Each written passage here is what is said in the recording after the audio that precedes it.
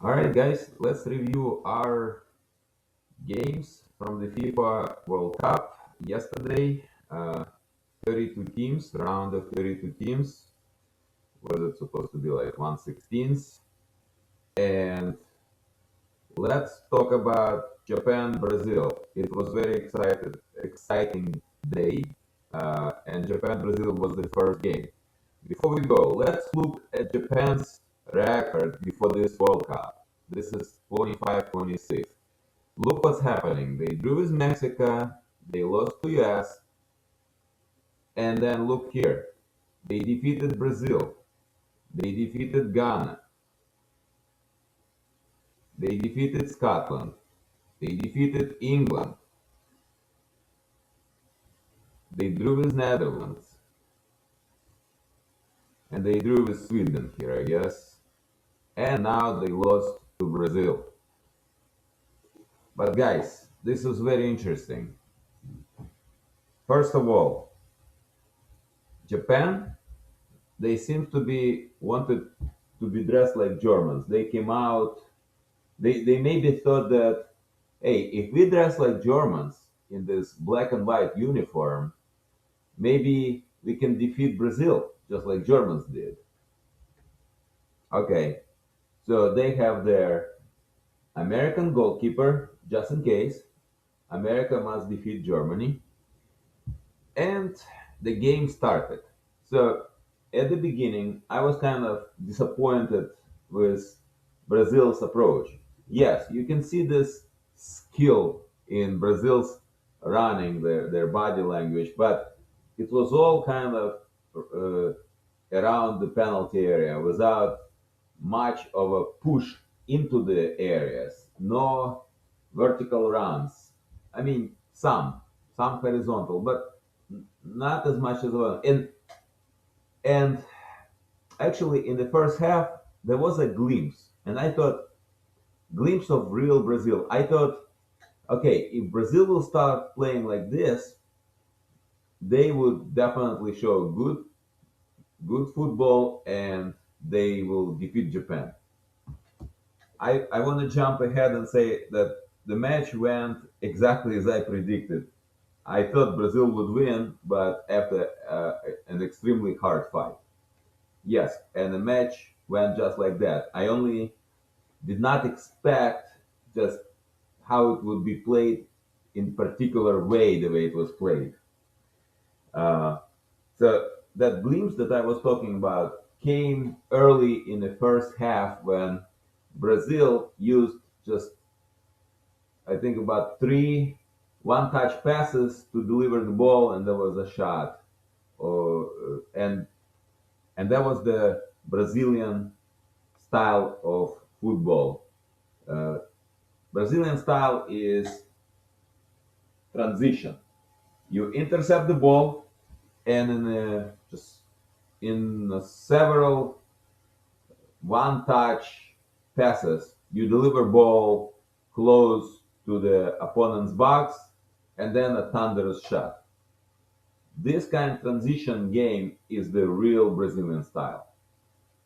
Moving ball quickly out of your zone into opponent's zone and score before opponent even wakes up. All right. So, but what we saw in this game is more of a Japan was doing this Brazilian style, and in one of these counters they scored a goal. That was a truly Brazilian goal. Quick delivery of the ball to the opponent's area and a shot. And Japan scored one of the most Brazilian goals. Yes, that's how we have our first half ended. And then second half started. I was thinking what Brazil will do if they cannot penetrate the box for the Japanese. Guys, I always say like this, and Brazil game is only first one in this list. Second will be Germany. We'll talk about it. I always say like this: if you cannot run into the box if the defense they park the bus and all this good stuff, right? And Japan parked really good bus. You cross the ball, but don't cross the ball so the ball fly all through the box. Cross it in such a manner so the ball drops into the box. Once it drops into the box, anything could happen. Just anything. And you know what? It was the beginning of the second half. Brazil started crossing the ball. And very soon they scored the goal. They scored the goal after 18 crosses. 18 crosses. So they really did well. Plus, we have to remember, Japanese players, they're not very tall. I don't understand why Brazil wouldn't just cross ball. Well, they crossed it good number of times for the scoring goal. But here's what happened. As soon as they scored the goal, they stopped crossing. I was just like, look, this you created real havoc because before the ball there were a couple other situations like horrible for Japan. I mean, they barely they barely protected their goal. You you had such a great success penetrating Japan's defenses with this process. Why have you stopped doing this? Just why have you stopped doing this?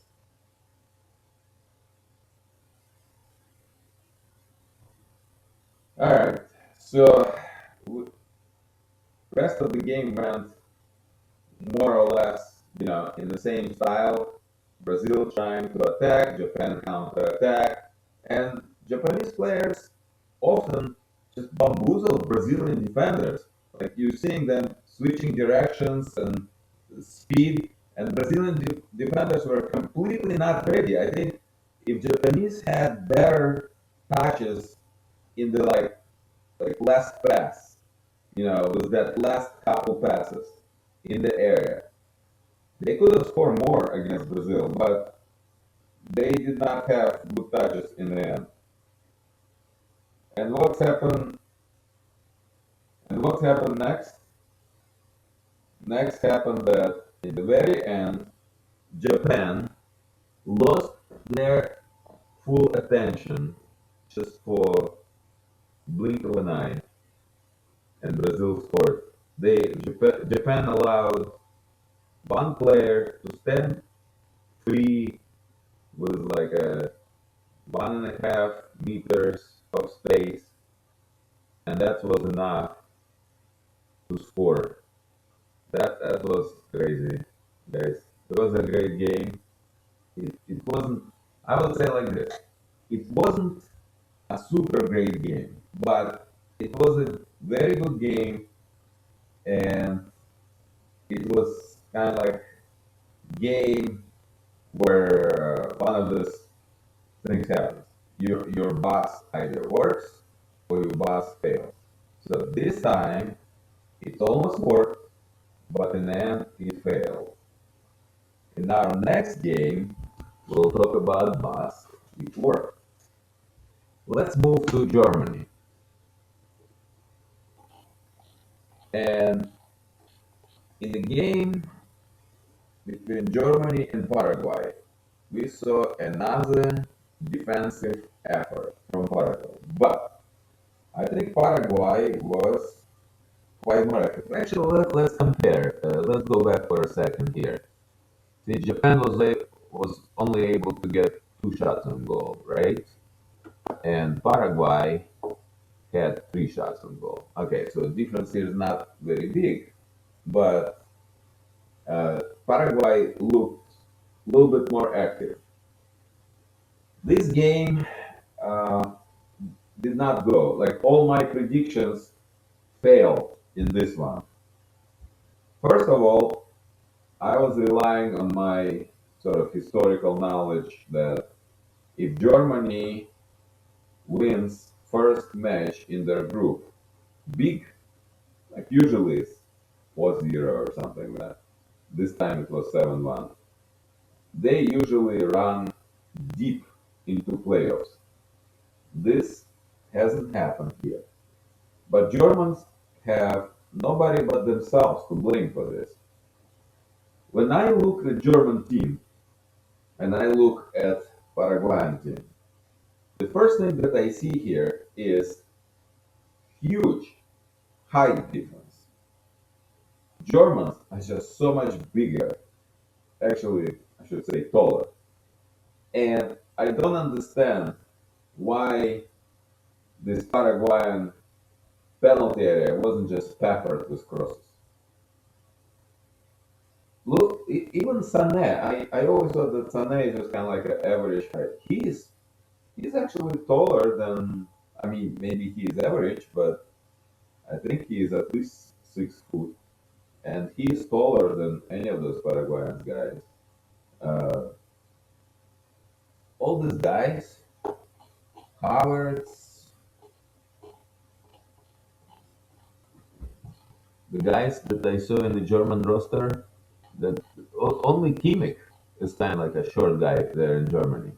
But all the other guys, they were tall. I don't understand why Germans did not attack through the air. In fact, let's go back to that Brazil game uh, when Germany defeated 7-1. I believe Germans were playing a lot of those balls in the air, quickly delivering over Brazilians. This is in my memory. Maybe that wasn't that particular game, but I was thinking like how Germans would defeat Brazil if they keep the ball in the air, not on the ground. And I think that's what happened. We can all go back and look at the how this match was played, but I believe Germans kept a lot of the ball in the air. And here, Germans completely failed uh, tactically because keeping ball in the air against much shorter team was the thing. In fact, Germans scored a header. Germans did score a header, right? But in CISA, I believe also scored header. So all my theory fails now. Yeah, incisive or incisive shot by Incisa. Yeah, Germany uh, really disappointed. And then penalty kicks. That's where finding is. Paraguay having two kick advantage. They missed both of them. This is crazy. And then German guy, I mean, all right, we can call him German. That's fine. Oh my God, guys, this was crazy. It was, I don't know, probably Paraguay watched Ecuador playing against Germany and said like, look, we can do the same thing to these guys. So Germans lost to two South American teams, and not the ones that are like prime South American teams. That's what Germany did. Crazy. All right. So Germany failed tactically. Paraguay succeeded, and the whole thing was absolutely crazy. I think Germans just lost their chance, here by themselves, basically. And now we're gonna move to the most fun game that we saw yesterday. Guys, this was a really great game. Really great game. And in the end, in the end, Netherlands proved to be the worst penalty kicking team of all times. I don't know if that record that I showed, World versus Netherlands, was uh, after yesterday game or before. Maybe before, because it was from statistics database, like a website that I pulled out. Probably not updated, so today record maybe 1-7. And let me tell you this story. First of all, of course, we're jumping ahead of time, but there was one point when there were two teams, very famous teams, which have not won a single penalty shootout. It was Italy and Netherlands. And in this game, Italy and Netherlands, I believe this was one of the European Cups, European Championship games. One of these games, Italy and Netherlands went to the into the penalty shootout, and Netherlands, I think, lost. So it was first penalty shootout in which like one of these teams had to, had their record broken. All right. So what we see in this game, guys, it was truly a great game.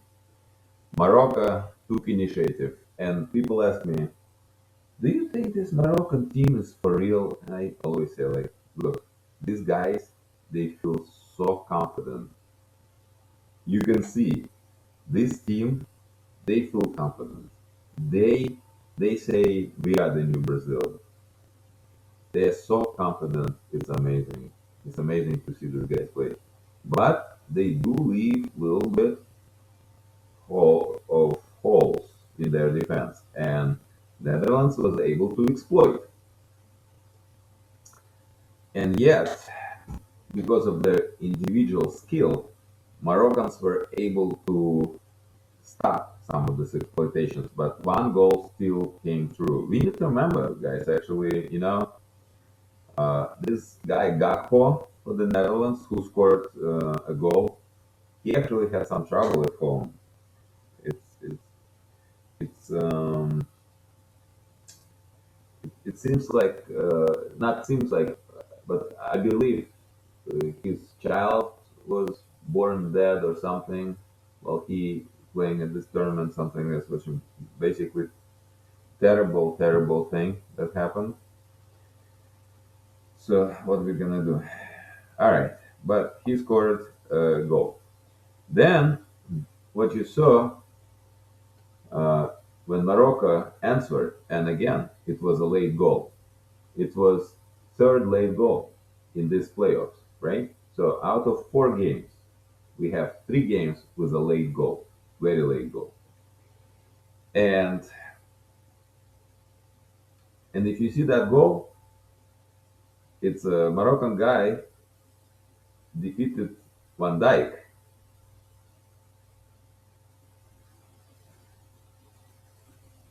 The other thing we need to remember is one of these Moroccan players, I guess, is the one who scored a penalty shootout last kick. I think he was interestingly right. He is uh, Saibari, right? I believe he is playing in the Dutch league, and I think he was like the best scorer and best player of the Dutch league for the season. So he's very familiar with this Netherlands team, and I believe I think it was he, right? Or was the no. You know who was? It's the guy who scored the goal over Van Dijk. I think that guy was supposed to play on a French team with Mbappe. I think he did play in a youth team with Mbappe. It's very interesting here. All right, now let's talk about Dutch goalkeeper. Dutch goalkeeper, maybe the best goalkeeper of this competition. He is absolutely crazy. And of course, we already talked about so Netherlands. You know, the reason why this game was really pleasant to watch is because how players treat the ball, how they communicate, how they really all on the same page. Either Morocco in their attacks, in their structured attacks, or Netherlands in their quick counter attacks. The way these players touching the ball, the way they're passing it, you could feel that uh, the, despite whatever the difference in tactics here, uh, there was a quality in this game. It was just